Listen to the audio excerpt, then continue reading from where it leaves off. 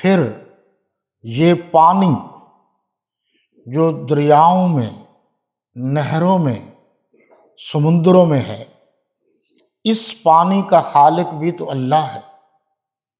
پھر اس پانی میں اللہ کی بہت ساری مخلوقات ہیں اور بہت ساری قیمتی چیزیں بھی ان دریاؤں سے نکلتی ہیں۔ ایک جگہ پر قرآن نے کہا وَسَخَّرْنَا لَكُمُ الْبَحْرَ، ہم نے سمندروں کو آپ کے زیر فرمان کر دیا۔ یعنی اللہ نے لکڑی بنائی اور لکڑی وہی جوڑ کر کشتی کی صورت میں جب دریا میں تیرتی ہے تو سامان بھی ادھر سے ادھر، مشرق سے مغرب، جنوب سے شمال، جہاں جہاں ضرورت ہوتی ہے پہنچتی ہے، اور پھر وہ لکڑی تیرتی ہے، اور وہ لکڑی کشتی کی شکل میں ہوتی ہے، تیرتی ہے، اس میں انسان ایک جگہ سے دوسری جگہ منتقل ہو جاتے ہیں، اور وہ کشتیاں جو ہیں وہ سامان لے کر ایک جگہ سے دوسری جگہ جاتی ہیں۔ اب آپ اس پر بھی غور کریں گے کہ یہ لکڑی کا خالق کون ہے، پھر یہ شعور کس نے دیا کہ کشتی بنائی جائے، پھر وہ اشیاء زیست، جینے کے لیے جو چیزیں ضروری ہیں، وہ دوسری جگہ تک، اور ان کا خالق و مالک کون ہے۔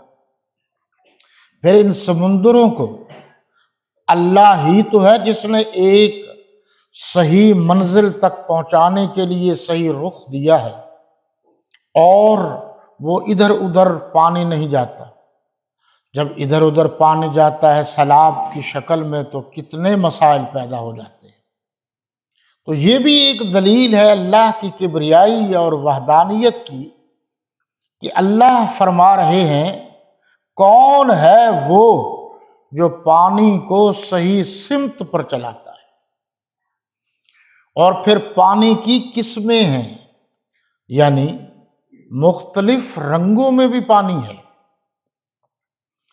پھر بعض پانی کڑوے ہیں جو نقصان دہ ہیں، جو پانی اتنے اچھے ہیں کہ وہ فصلوں کے لیے بھی مفید ہیں اور انسان کی ذات کے لیے بھی، جسم کے لیے بھی مفید ہے۔ یہ کون کرتا ہے؟ تو آپ اس نتیجے پر پہنچیں گے کہ یہ سارے کا سارا اللہ کے کنٹرول میں ہے، اللہ کے دائرہ قدرت میں ہے۔ اگلی مثال جی، یہ تین ہو گئی جی، چوتھی جی بما ينفع الناس وما انزل اللہ من السماء من ماء فاحیا به الارض بعد موتها، یہ چار ہو گئی، چوتھی ہے یہ کہ اللہ آسمان سے پانی برساتا ہے، پھر وہ جو زمین مردہ ہوتی ہے اس پر پانی آتا ہے تو وہ زمین زندہ ہو جاتی ہے۔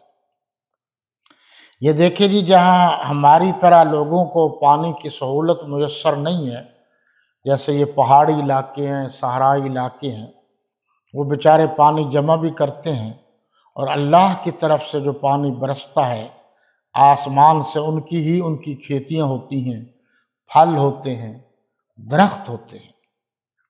یہاں یہ بھی بتایا گیا، سورہ واقعہ میں بتایا کہ اللہ فرما رہے ہیں تم بتاؤ کہ پانی آسمان سے ہم اتارتے ہیں یا آپ اتارتے ہیں؟ ظاہر سی بات ہے کہ اللہ ہی پانی اتارتے ہیں۔ تو جب اللہ اتارتے ہیں اور پانی کا خالق و مالک اللہ ہے، اور اللہ اپنے بندوں، جانوروں، زمینوں اور دیگر چیزوں کی ضروریات کو پیش نظر رکھتے ہوئے اللہ پانی اتارتے ہیں۔ اللہ زیادہ ٹھنڈا پانی اتار دیں تو وہ نقصان دے گا، وہ جو آپ نے بیج زمین میں ڈالا ہے وہ برباد ہو جائے گا۔ زیادہ گرم اتار دیں اللہ تعالیٰ پانی تو پھر وہ بھی تو نقصان دے گا۔ صحیح مقدار پر جتنی ضرورت ہے جس درجہ حرارت کی، اس کے مطابق جو پانی اتارتا ہے، جو پانی کا خالق ہے، جو پانی کا مالک ہے کہ اس کو اپنے کنٹرول میں رکھتا ہے کہ اسی جگہ ہی پانی نے پہنچنا ہے جہاں ضرورت ہے، ادھر ادھر نہیں جانا، تو ظاہر بات ہے کہ نتیجہ یہی نکلے گا کہ یہ تو اللہ ہی کر سکتا ہے۔ تو جب یہ سارا کچھ اللہ کے پاس ہے تو پھر عبادت کے لائق بھی تو اللہ ہی ہے نا، پھر اس کے بغیر کسی اور کی عبادت کیوں کی جائے، پھر اس کے بغیر کسی اور کو رکوع اور سجدہ کیوں کیا جائے۔ یہ جی آیت تو وہی ہے 164، یہ دلیل نمبر ہمارے پاس جو تھی یہ 5 تھی۔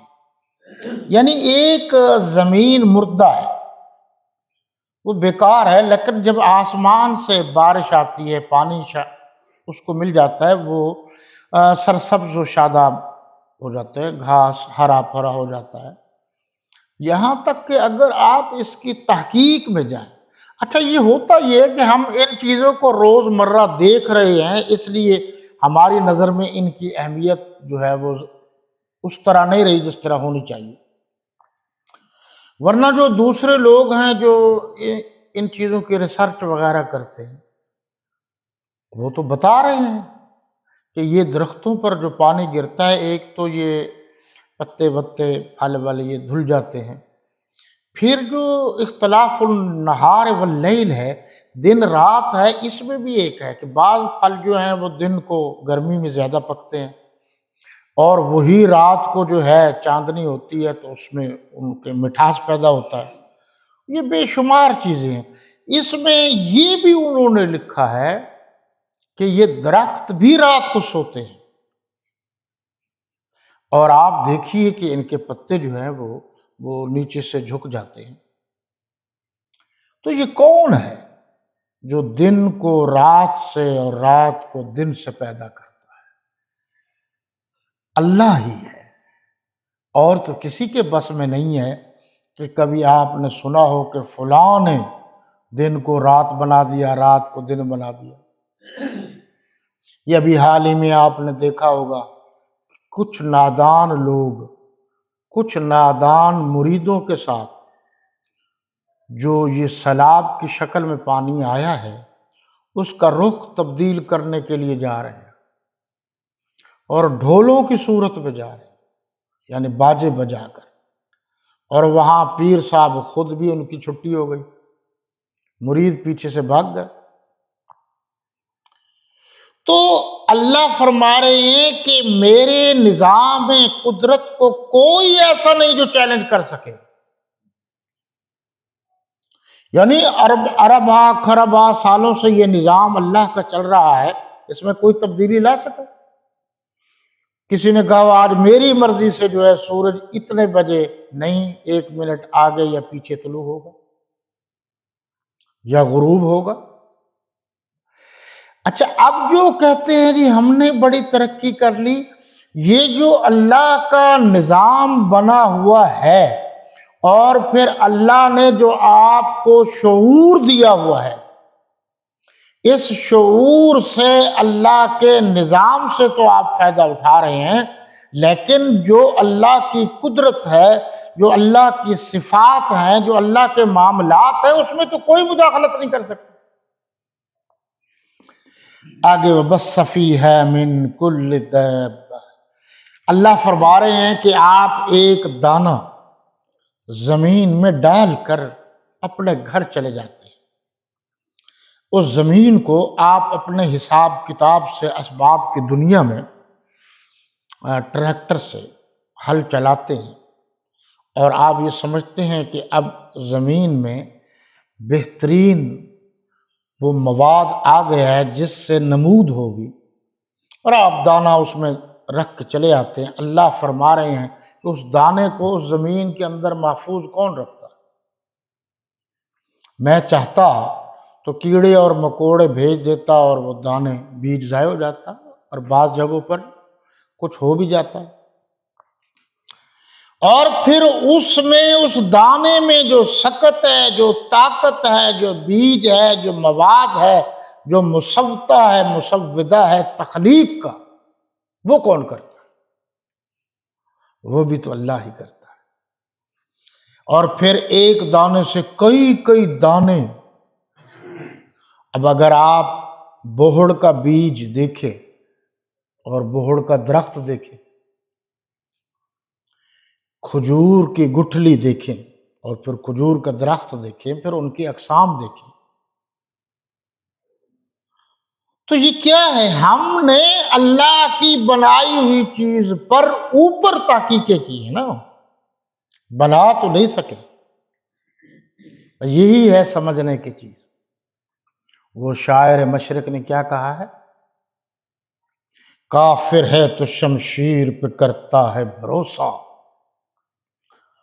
مومن ہے تو بے تیغ بھی لڑتا ہے سپاہی۔ آپ اس پر غور کریں، بہت ساری چیزیں آپ کو سمجھ میں آ جائیں گی۔ اور یہاں یعنی اس آیت سے آپ ان کے شعر کو سمجھیے کہ انہوں نے کتنے خوبصورت انداز میں یہ بات کی ہے۔